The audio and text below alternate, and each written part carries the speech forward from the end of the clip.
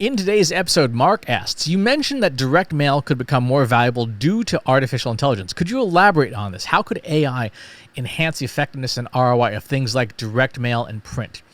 So there's two different aspects at work here, two different ways that this can happen. First, in particular for printed items, generative AI, especially diffusers, image generators, these things can create visuals that are incredibly eye-catching, incredibly compelling. When you look at some of the stuff that comes out of DALL-E or Midjourney or Stable Diffusion or any of these systems, you look at them and go, that is incredible. There are ideas that you can bring to life that are prohibitively expensive, if not physically impossible to create, right? A moonscape with a science fiction city and spaceships flying by. Like, yeah, you can hire a designer to do all that 3D work and stuff, where you can have a machine create that and then put it into a physical publication, into a print publication. You have, think about the time and expense of doing a photo shoot for a cover of a magazine, and then imagine what it would look like to generate the same thing with today's models. Today's image generation models are so difficult to tell apart from reality when you choose to make them photorealistic. They have largely solved things like, how many fingers does this person have, right? It's sort of the ongoing joke about diffusers is that they just can't get hands and fingers right. They're much, much better now. Even from 6 months ago, the quality they generate is incredible. So we have all these images that we use that, in all honesty, they're kind of stock commodities, right? If you think about the cover of something like Better Homes and Gardens, right? It's a garden. There's a garden there with a chair and some flowers and stuff like that, or it's a kitchen with something being someone cooking something.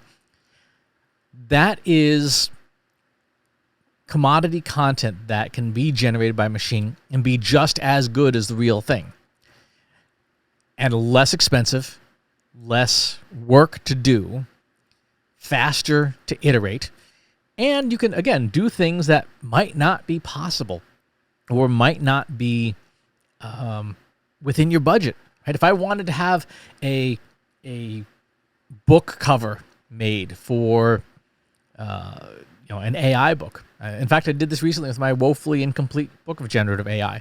I wanted a pizza box with one slice of pizza left in it because I do a lot of pizza analogies. I use generative AI to make that book cover, and it looks good. Is it perfect? No. Can you tell it's AI, made by AI? Sure can. Is it good enough? Yes. Did I have to stage it and buy a pizza? No, I didn't. I didn't have to go to all that work. Now, to be clear, we don't necessarily want to rely solely on these technologies and have dramatic negative consequences on the economy, right? But for my book cover, I'm not taking work away from anyone. I would have done something myself anyway, so I just used AI instead. So I got higher quality and more of what I wanted, and it didn't change the economics of it. Could I have hired a designer to do my book cover? Sure, I could have. Did I? Have I? I've only done that once, and it didn't really make a big difference. So in that instance, AI was a great solution. It was fast, it was easy, it was inexpensive, and it made a great piece of art that I could use for that. So that's the first aspect. The second aspect of how AI can be used to enhance the value of a print industry is using classical AI. So remember, there's 3 branches of artificial intelligence: regression, classification, and generation. And generation really is a mashup of regression and classification. Regression is, hey, here's a bunch of data and an outcome. What data corresponds to this outcome? Classification is, hey, I've got a bunch of data, organized it so that I can see what the commonalities are. And those are very common, but we don't pay much attention to them, and we should. Regression algorithms in particular, you see in things like attribution modeling.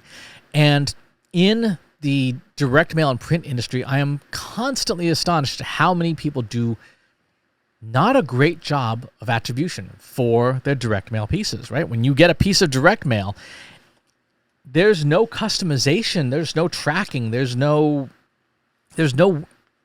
thought given to how to measure its effectiveness, when it's not hard to do. if I have a mailer going out from my website, trustinsights.ai, I could just put the URL there, or I could put trustinsights.ai/mail23 and set up custom tracking codes in that redirect that send people to the right place, but allow me to track it properly and intelligently. And again, so many marketers just don't do this. So many marketers just skimp on the tracking, they skimp on the analytics, and they lose out. And then they can't tell what's working. Having that data helps you prove what's working, where your money went. So using regression and classification algorithms with customer data, doing things like assembling cohorts, identifying members of your database, the most likely to convert from print, right? If if you have the data, you know who's going to do what. You can then do the attribution model and say, this is who converts from print versus who converts from other channels. You've just got to have the data in there. So those are kind of the two main avenues. You can use artificial intelligence to improve the effectiveness and efficiency of your marketing. Don't send, for example, direct mail, which is costly to send because it requires physical resources compared to email. Don't send high cost, high value messages to people who are not likely to buy. Right? That's pretty straightforward. But again, most people don't do that. And second, using the technology to generate new stuff, to make stuff that otherwise would be out of reach, particularly if your brand doesn't have a ton of money. If you Trust Insights, we don't spend millions of dollars a year on marketing. And so anything that gets us results that punch above their weight, right? Results that look more expensive than they actually are. That's a good thing. That's an advantage. That is a strategic advantage for any company, but especially companies that are not as resource rich as their larger competitors. So that's the answer to the question. Thank you for the question, and I'll talk to you next time. If you like this video, go ahead and hit that subscribe button.